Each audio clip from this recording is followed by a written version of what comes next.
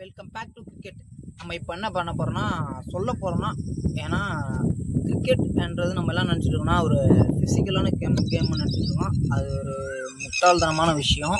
ஏன் சொல்கிறேன்னா, கிரிக்கெட்ன்றது மென்டலியும் ஸ்ட்ராங்காக இருக்கணும், ஃபிசிக்கலியும் ஸ்ட்ராங்காக இருந்தால் மட்டும்தான் நம்ம நல்லா ஸ்கோர் பண்ண முடியும், நம்ம நல்லா பால் போட முடியும், நல்லா ஃபீல் பண்ண முடியும். கிரிக்கெட்டில் இன்னும் சில பேர் என்ன நினச்சிருக்காங்கன்னா, நல்லா பால் போட்டால் போதும், இல்லைன்னா நல்லா பேட் பண்ணால் போதும், பிளேயர் நினச்சிருக்காங்க. அது முக்கியம் இல்லை. ஒரு டீம் ஜெயிக்கணும்னா ஃபீல்டிங் ரொம்ப ரொம்ப இம்பார்ட்டன்ட். ஒரு கேட்ச் வருதுன்னா அதை நம்ம கரெக்டாக எடுத்தால் மட்டும்தான் ஒரு விக்கெட் கிடைக்கும். நல்லா பால் போட்டது நம்ம எதிர்பார்த்தோம்னா கேட்ச்ன்றது நம்ம எதிர்பார்க்கணும், அப்போ நம்ம ஜெயிக்க முடியும். ஸோ அதனால தான் சொல்லுவாங்க, கிரிக்கெட்ன்றது மென்டலிக்கும் நம்ம ஸ்ட்ராங்காக இருந்தால் மட்டும்தான் ஒரு விஷயத்த பண்ண முடியும். ஃபிசிக்கலும் ஸ்ட்ராங்காக இருக்கணும், ஃபிட்னஸாக இருந்தால் மட்டும் போதுமானு கேட்டால் அது தப்பு. நான் அதை சொல்கிறேன். ஸோ ஃபஸ்ட்டு நம்ம என்ன பண்ண போகிறோம்னா, ஃபீல்டிங் என்ன ரொம்ப இம்பார்ட்டன்ட் இப்போ தான் சொல்லியிருப்பேன், அதை முழுசாக சொல்லலான்ருக்கேன். நம்ம லேட்டாக மூவ் பண்ணோம்னா ஒரு கேட்ச் ட்ராப் ஆகிடும், இல்லை அட்லீஸ்ட் ஒரு 4 போயிடும். ஸோ அதுக்கு நம்ம என்ன பண்ணோம்னா, அட்வான்ஸாக போய் அந்த பாலை எடுக்க ட்ரை பண்ணணும். அப்போ தான் நம்மளால் டீமுக்கு சப்போர்ட் பண்ண முடியும், நம்மளும் டீமில் இருக்கும், அப்போ தான் நம்ம டீம் ஜெயிக்கும். ஸோ அதை தான் சொல்ல வரேன். அடுத்தது ஃபீல்டிங். இப்போ ஃபீல்டிங்கில் கேட்ச் சொல்லிட்டோமா, அடுத்து ஒரு பால் போகுதுன்னா நம்ம ஆக்டிவாக போய் அந்த பாலை எடுத்து விக்கெட்டுக்கு அடிக்க ட்ரை பண்ணணும். அதுவும் நம்ம எந்த டைமில் அடிக்கணும், இப்போ ஒரு ரன் அடிக்கணும், அந்த பாலுக்கு ஏற்ற மாதிரி ரன்னிங் நம்மளால் நல்லா பண்ண முடியும், நம்ம டீம் ஜெயிக்க முடியும். ஸோ ஃபீல்டிங்கை நம்ம ஓரளவு முடிஞ்சாச்சு. அது ஃபீல்டிங்னா முக்கியமான கேட்சே ஒரு சில பேர் எடுக்கிறாங்க, பறந்து எடுக்கிறாங்க, அது நம்மளால் எடுக்க முடியாது அப்படிலாம் நினைக்கிறீங்க. எல்லாரும் நம்ம ஸ்ட்ராங்காக இருந்தால், மைண்டாலும் நம்ம கரெக்டாக இருந்தால் எடுக்க முடியும். நம்ம அவங்க பண்ணுறாங்க இவங்க பண்ணுறாங்கன்றது சொல்கிறத விட்டுட்டு நம்ம நல்லா பண்ணுவோம், நம்மளால் முடிஞ்சதை பண்ணால் டீம் ஜெயிக்கும். ஸோ அதை தான் சொல்ல வரேன். உங்களால் முடிஞ்ச அளவுக்கு நல்லா பாலை எடுக்க பாருங்கள், கேட்சை நல்லா வாங்க பாருங்கள். கேட்சை தப்பாக வாங்கினா மேலே தான் மிஸ்டேக்கு. ஸோ நம்ம எப்படி வாங்கணுன்றதுலாம் ஃபஸ்ட் நம்ம கற்றுக்கணும். அதுக்கு வேணால் தனியாக வீடியோ வேணால் கமெண்ட் பண்ணுங்கள். ஸோ அது மட்டும் ஃபீல்டிங் முக்கியமானு கேட்டிங்கன்னா இல்லைன்னு சொல்லுவாங்க. நல்லா பண்ணணும், நல்லா பண்ணால் தான் டீம் ஜெயிக்கும். டீம் ஃபீல்டிங்ன்றது ஒரு டீமுக்கு முக்கியமான விஷயம். பேட்ஸ்மேன் சொல்கிறது இண்டிவிஜுவலான ஒரு பர்ஃபார்மன்ஸு, அது நம்ம நல்லா பண்ணலாம், அடுத்த மேட்ச் பண்ணிடலாம். ஆனால் ஃபீல்டிங்ன்றது ஒரு வாட்டி விட்டு நம்ம தோற்றா அது டீமே தோற்ற மாதிரி. அதை முடிவு பண்ணிங்க. கான்சன்ட்ரேஷன் ரொம்ப மென்டலி தனிமையை ஃபீல் பண்ணுங்கள். ஒரு சில மேட்ச் நம்ம லாஸ் பண்ணிட்டோம், நம்மளால் லாஸ் ஆகிடுச்சு, தோற்றுட்டோம் அப்படின்னு வச்சா நம்ம கொஞ்சம் தனியாக ஃபீல் பண்ணால் கொஞ்சம் கரெக்டாக இருக்கும். அமைதியான இடத்துல ட்ரை பண்ணுங்கள், அதுதான் ரொம்ப ரொம்ப முக்கியம். ஸோ அதையும் நான் சொல்லிக்கிறேன். இப்போ அடுத்து பேட்டிங். ஒரு பேட்டிங்னு எடுத்துக்கிட்டிங்கன்னா, பேட்டிங்ன்றது நம்ம எல்லா மேட்சும் நம்ம டக் அவுட் ஆகிருக்கோம். நம்மளால் சிங்கிள் டிஜிட் மேலே ஸ்கோர் பண்ணவே முடியலைன்னா, நீங்கள் நல்ல ஒரு பர்ஃபார்மன்ஸராக இருந்து அப்படி ஆச்சுன்னா நீங்கள் கண்டிப்பாக மென்டலி நீங்கள் அடி வாங்கியிருக்குன்னு அர்த்தம். ஸோ அதை நான் சொல்லிக்கிறேன். ஏன்னா எல்லாருக்கும் இருக்கிற பிரச்சனை என்னென்னா, ஒரு 5 மேட்ச் ஸ்கோர் பண்ணல, 10 மேட்ச் ஸ்கோர் பண்ணாதுக்கிட்டு இருக்கோம், அதுக்கப்புறம் அவ்வளோதான், மேட்ச் ஓவர், நம்மளால் எதுவும் பண்ண முடியல அப்படின்னு நினைக்காதீங்க. நம்ம என்ன பண்ணியிருக்கோம் தப்ப, அப்போ நம்ம பேட்டை எப்படி பிடிப்போம், அதை நம்ம மாற்றி ட்ரை பண்ணி பார்க்கலாம். ஸோ நம்ம ஆர்டர் ட்ரை பண்ணி பார்க்கலாம். ஃபஸ்ட்டு ஓப்பனர் வரைக்கும் மிடில் ஆர்டரில் ட்ரை பண்ணி பார்க்கலாம். நம்ம எல்லாம் லாஸ்ட்டாக எல்லாருக்கும் வாய்ப்பு கொடுத்துட்டு லாஸ்ட்டாக கூட இறங்கி பார்க்கலாம். இதெல்லாம் ஏன் சொல்கிறேன்னா, நம்மளுடைய பர்ஃபார்மன்ஸை மேலே கொண்டு போவோம்.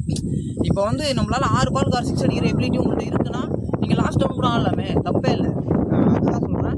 இப்போ லாஸ்ட் டவுன் ஆனாலும் நமக்கு அந்த 6 பாலுக்கு 18 நல்லா இருக்கும், 10 ரன் சொல்கிறது தான். ஏன்னா நம்ம சாப்பாடு சொதக்கிறதுனால பின்னாடி தப்பே இல்லை. நம்ம நல்லா திருப்பி பண்ணிவிட்டு ஒரு ஃபார்ம் கிடைச்ச பிறகு நம்ம போய் முன்னாடி ஆடுறதுல நல்ல விஷயமா நான் நினைக்கிறேன். என்னுடைய கருத்து நீங்கள் என்ன நினைக்கிறீங்கன்னு சொல்லுங்கள். அடுத்தது பேட்டிங் பொசிஷனை நம்ம அடுத்து சேஞ்ச் பண்ண போகிறோம். சப்போஸ் நம்ம பேட்டிங் ஆட சொல்லல, அதாவது பேட்டிங் க்ளோஸில் பிடிச்சி நல்லா ஆடிட்டு இருக்கோம். ஸோ அதனால் நம்ம ஹிட் பண்ண முடியாது இருக்கலாம்.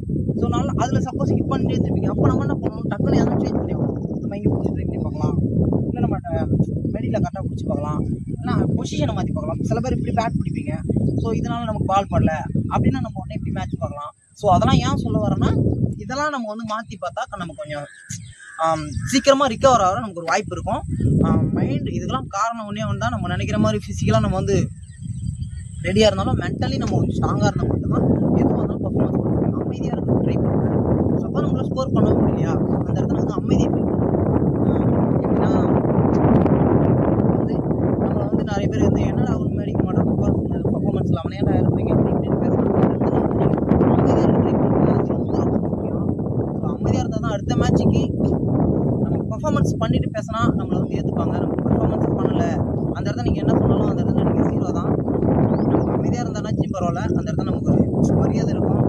மரியாதைன்றதோட நம்மள்ட்ட ஒரு கான்ஃபிடன்ஸ் நீங்கள் வந்து அமைதியாக அவங்கள்ட்ட பேசிட்டீங்கன்னா உங்களுடைய வார்த்தைலாம் வேஸ்ட்டாக போய் அவங்களுக்கும் அப்செட் ஆவாங்க, நீயும் அப்செட் ஆகும். அதெல்லாம் தேவையில்லாது. அந்த இடத்துல அமைதியாக ஃபீல் பண்ணி பாருங்க. கண்டிப்பாக அவங்க வந்து கேம் இம்ப்ரூவ்மெண்ட் ஆக ஒரு வாய்ப்பு இருக்குது. அடுத்து பவுலிங்னு வந்துட்டீங்களா, இப்போ பவுலிங்கில் நம்ம போடுறப்போ நிறைய ரன் கொடுக்குறோம். எல்லாருமே ரன் கொடுப்பாங்க. 6 பாலுக்கு 6 போகலாம், 40 ரன் கூட கொடுக்கலாம், தப்பு இல்லை. இதெல்லாம் நான் ஏன் சொல்ல வரேன்னா, எல்லாருமே ஃபேஸ் பண்ணக்கூடிய ஒரு விஷயம் தான். அந்த இடத்துல வந்து நம்மளுடைய கான்ஃபிடன்ஸ் லெவலில் விட்டுறவே கூடாது. மெயினாக எல்லாத்தையும் நான் சொல்லிக்கிறேன், கான்ஃபிடன்ஸ் லெவல் ரொம்ப ரொம்ப முக்கியம். நான் நல்லா பண்ணால் நான் நல்லா பண்ணுவேன், நல்லாவே பண்ணலாலும் நம்ம மைண்டாலும் நம்ம வந்து யார்ட்டையும் சொல்ல தேவையில்ல. நம்ம நல்லா பண்ணுவேன், நான் நல்லா பண்ணுவேன்னு சொன்னால் யாரும் ஏற்றுக்க மாட்டாங்க. நம்ம அப்படி பண்ண சொல்ல, நான் நல்லா பண்ணுவேன்ற நம்ம மைண்டில் இருந்தால் போதும். என்றைக்கா இருந்தாலும் நான் நல்லா பண்ணுவேன்.